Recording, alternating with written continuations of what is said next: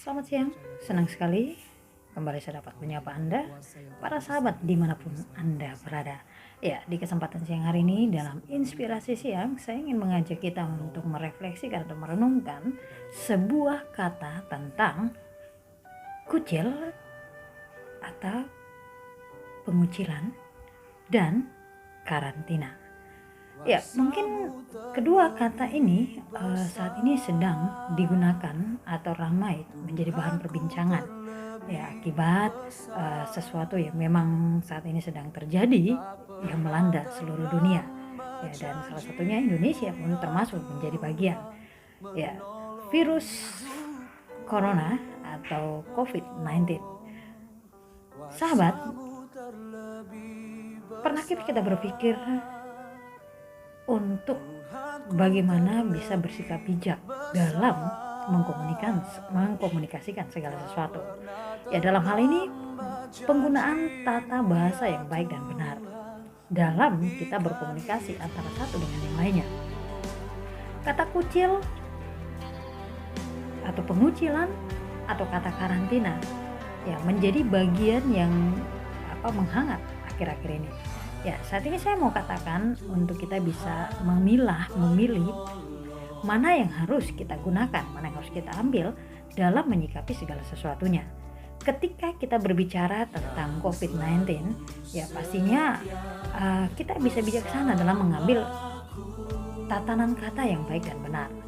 Ketika kita berbicara tentang mereka dengan status ODP, dengan status PDP, ataupun mereka yang memang positif menderita COVID-19, apakah kata dan bahasa yang tepat untuk kita gunakan adalah kata kucil bagi setiap mereka, atau kita bisa memilih padanan kata yang tepat untuk kita sandangkan pada diri mereka ketika mereka harus menjalani sebuah proses pengobatan untuk kesembuhan mereka.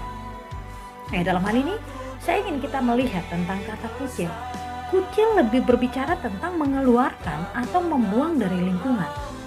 Kalau kita tanggapi bahwa ini lebih bersifat negatif dalam penggunaan tata bahasanya. Namun ketika kita menggunakan kata karantina, lebih mengarah kepada memasukkan, memencilkan atau mengasingkan ke tempat penampungan. Kalau kita berbicara dalam COVID-19 ini, berarti kita mencegah terjadinya penularan kepada yang lain. Ya, dalam hal ini kita perlu belajar, kita perlu melihat penggunaan bahasa yang tepat. Saya mau mengajak kita bersama-sama untuk dapat melihat ya dalam seri Alkitab ya. Dalam kitab Tawarik kita boleh melihat bersama-sama Tawarik 26 ya, pasal 26 ayat yang ke-14 hingga yang ke-21. Saya akan bacakan untuk setiap kita. Usia memperlengkapi seluruh tentara itu dengan perisai, tombak, ketopong, baju sirah, busur, dan batu umban. Ia membuat juga di Yerusalem alat-alat perang, ciptaan seorang ahli yang dapat menembakkan anak panah dan batu besar untuk ditempatkan di atas menara-menara dan penjuru-penjuru. Nama raja itu termasyur sampai ke negeri-negeri yang jauh, karena ia ditolong dengan ajaib sehingga ia menjadi kuat.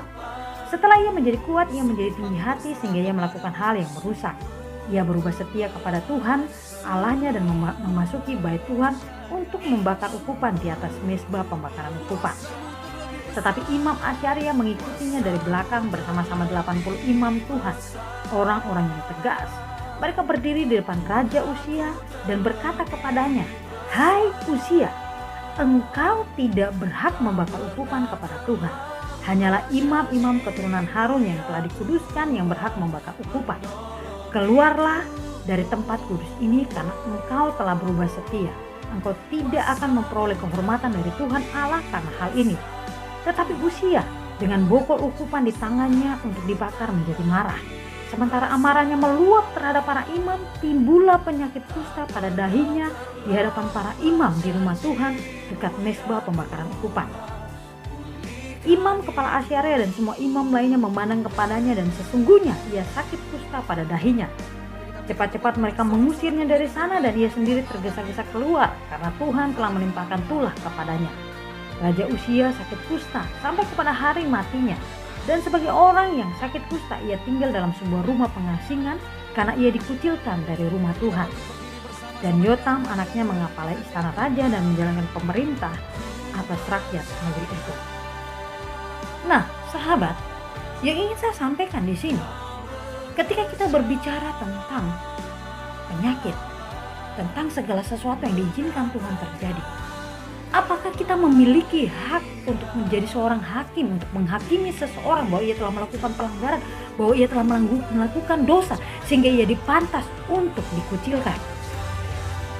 Sebuah pertanyaan yang simpel, namun memiliki makna yang mendalam. Apakah kita sanggup untuk menjawabnya? Dan apakah ketika status ODP, PDP, ataupun positif COVID-19 ini tersandang pada diri kita, apakah kita sanggup untuk mendengarkan bahwa orang mengatakan kita melakukan dosa dan pelanggaran?